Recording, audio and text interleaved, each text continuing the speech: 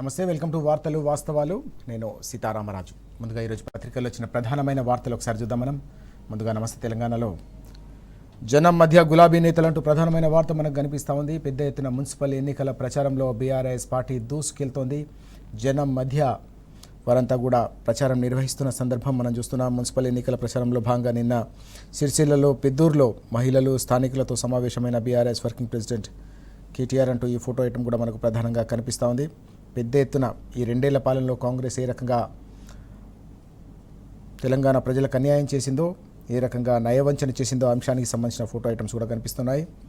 అలాగే ఇస్నాపూర్లో నిన్న BRS LP deputy floor leader మాజీ మంత్రి హరీష్ రావు గారు కూడా పెద్ద ఎత్తున అక్కడ ప్రచారం నిర్వహించిన సందర్భం. దీంతో పాటు అన్నిటికంటే ముఖ్యంగా మనం చూస్తూ ఉన్నాం, పట్నంలో కాంగ్రెస్ గూండాగిరి అంటూ ఈ వార్త కూడా కనిపిస్తూ ఉంది. బీఆర్ఎస్ అభ్యర్థి కిడ్నాప్, కార్యకర్తలపై దాడులు అంటూ పెద్ద ఎత్తున అభ్యర్థులపై దౌర్జన్యం కొనసాగుతూ ఉంది. కాంగ్రెస్ పార్టీ ఎక్కడికక్కడ గూండాగిరి చేస్తుందనే అంశం మనం చూస్తూ ఉన్నాం. బీఆర్ఎస్ మున్సిపల్ ఎన్నికల ప్రచారంలో దూసుకెళ్తున్న నేపథ్యంలోనే ఈ గూండాగిరి తారాస్థాయికి చేరిందనే అంశాన్ని ఇక్కడ మనం ప్రధానంగా చూడవచ్చు. ముఖ్యమంత్రి ఇలాఖాలో ప్రజాస్వామ్యం ఖూనీ అంటూ ఈ వార్త.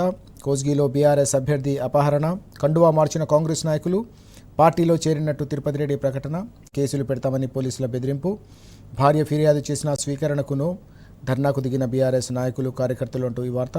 బీఫామ్ ఇచ్చిన అభ్యర్థిని ఎత్తుకెళ్తారంటూ బీఆర్ఎస్ తీవ్ర స్థాయిలో మండిపడింది. ఇవేం ఎన్నికలు, ఇదేం ప్రజాస్వామ్యం, మాజీ ఎమ్మెల్యే పట్నం నరేందర్ రెడ్డి ఫైర్ అంటూ ఈ వార్త మనకు ప్రధానంగా కనిపిస్తుంది. మరోవైపు ఆలియాబాద్లో అరాచకం అంటూ మరో అంశం కూడా మనం ఇక్కడ చూడొచ్చు. లాల్గడి మలక్పేట్లో నిన్న బీఆర్ఎస్కు చెందిన దళిత నాయకునిపై కాంగ్రెస్కు సంబంధించిన శ్రేణులు దాడి చేయడంపై పెద్ద ఎత్తున బీఆర్ఎస్ వర్కింగ్ ప్రెసిడెంట్ కేటీఆర్ గారితో పాటు పార్టీ శ్రేణులంతా కూడా తీవ్రంగా ఈ సంఘటనను ఖండించిన అంశం కూడా మనం చూస్తున్నాం. దళిత నాయకుడిపై కాంగ్రెస్ దాడి, ఇద్దరికి తీవ్ర గాయాలు. ఆలియాబాద్లో అరాచకం, మాజీ మంత్రి మల్లారెడ్డి ఎమ్మెల్యే మర్రిపైన కూడా దాడికి ప్రయత్నం, నిలువరించిన జరుగుతున్న వరుస పరిణామాలన్నీ కూడా కాంగ్రెస్లో ఫ్రస్ట్రేషన్ పెరుగుతున్నాయనడానికి నిలువెత్తు నిదర్శనంగా కేటీఆర్ గారు కూడా అభివర్ణించిన సందర్భం. ఓటమి తప్పదనే భయంతోనే బీఆర్ఎస్పై కాంగ్రెస్ ఉన్నారు. ఏకంగా బీఆర్ఎస్ అభ్యర్థులను అపహరిస్తూ ఉన్నారు. బీఫామ్ ఇచ్చిన అభ్యర్థులను కూడా కండువా కప్పి మళ్ళీ కాంగ్రెస్ తరఫున బరిలోకి దింపుతున్నారంటేనే కాంగ్రెస్ పరిస్థితి ఎంత దారుణంగా ఉందో అర్థం చేసుకోవచ్చు రాష్ట్రంలో అంటూ స్పష్టం చేసిన సందర్భం. ప్రజల మధ్య బీఆర్ఎస్ పూర్తి స్థాయిలో ప్రజలతో మమేకమై ఎన్నికల కథన రంగంలో రాకెట్ వేగంతో దూసుకెళ్తూ ఉంటే కాంగ్రెస్ ఎక్కడెక్కడ ఓవైపు కుమ్ములాటలు, మరోవైపు ఇలాంటి అరాచక పర్వంతో వెనుకబడిన పరిస్థితిని తెలంగాణ సమాజం కూడా గమనిస్తుందనే అంశం కూడా ఇక్కడ కనిపిస్తూ ఉంది. ఇక కార్నర్ మీటింగ్లతో కారు జోరు అంటూ ఈ వార్త కూడా మనం చూస్తూ ఉన్నాం. మున్సిపల్ ప్రచారంలో బీఆర్ఎస్ దూకుడు రోజు రోజుకు పెంచుతోంది. సిరిసిల్ల, వేములవాడలో కేటీఆర్ పర్యటన, మంచిర్యాల, పటాన్చెరువులో హరీష్ ప్రచారం, ప్రజల్ని పలకరిస్తూ భరోసానిస్తున్న నేతలు అంటూ ఈ వార్త మనం చూస్తున్నాం. గులాబీ నేతల వెంట అన్ని వర్గాలకు సంబంధించిన ప్రజలు కూడా కదం తొక్కుతున్న సందర్భం. 2 ఏళ్ల పాలనలో పూర్తిగా కాంగ్రెస్ పాలనలో ఎక్కడికక్కడ మోసం, దగా, నయవంచన తప్ప తమకు ఎన్నికల్లో ఇచ్చిన ఏ హామీ కూడా నెరవేర్చలేదు. కాబట్టి ప్రజలకు పూర్తిగా గతంలో బీఆర్ఎస్ పరిపాలన ఎట్లా ఉంది, 2 ఏళ్ల కాంగ్రెస్ పాలన ఎట్లా ఉందో ప్రజలు బేరీజు వేసుకున్నారు. కాబట్టి పూర్తిగా ఈ ఎన్నికల్లో కాంగ్రెస్కు గుణపాఠం చెప్పేందుకు ప్రజలు సిద్ధంగా ఉన్నారనే అంశం కూడా ఇక్కడ మనకు కనిపిస్తోంది.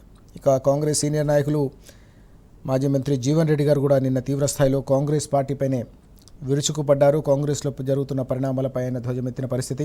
కాంగ్రెస్లో ఏకంగా దొంగలు పడ్డారని తీవ్రమైన వ్యాఖ్యలు చేశారాయన. ఆ అంశం కూడా మనకు కనిపిస్తోంది ఇక్కడ.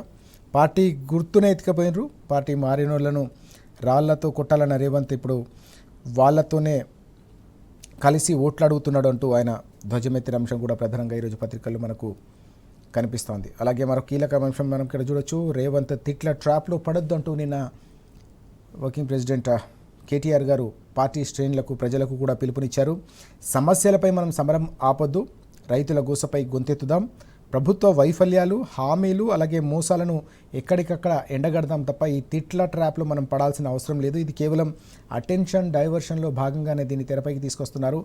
వాస్తవానికి వైఫల్యాలు కావచ్చు, వరుసగా వెలుగు చూస్తున్న స్కామ్లపై ప్రజల దృష్టి పడకుండా, వాటి నుంచి చర్చ జరగకుండా, వాటిపై నుంచి దృష్టి మళ్లించేందుకు మాత్రమే ఇదంతా కూడా జరుగుతుంది కాబట్టి మనం ప్రభుత్వం చేస్తున్న మోసాలను ఎండగొడదాం, హామీలను నిలదీద్దాం, రైతుల గోసపై ఎక్కడికెక్కడ గొంతెత్తుదాం తప్ప ఈ ట్రాప్లో పడాల్సిన అవసరం లేదని చెప్పేసి ఆయన సూటిగా పార్టీ శ్రేణులకు దిశానిర్దేశం చేసిన అంశం కూడా ఇక్కడ మనకు ప్రధానంగా కనిపిస్తూ ఉంది. ఇవి ఈరోజు మనకు పత్రికల్లో కీలకంగా కనిపిస్తున్న వార్తలు.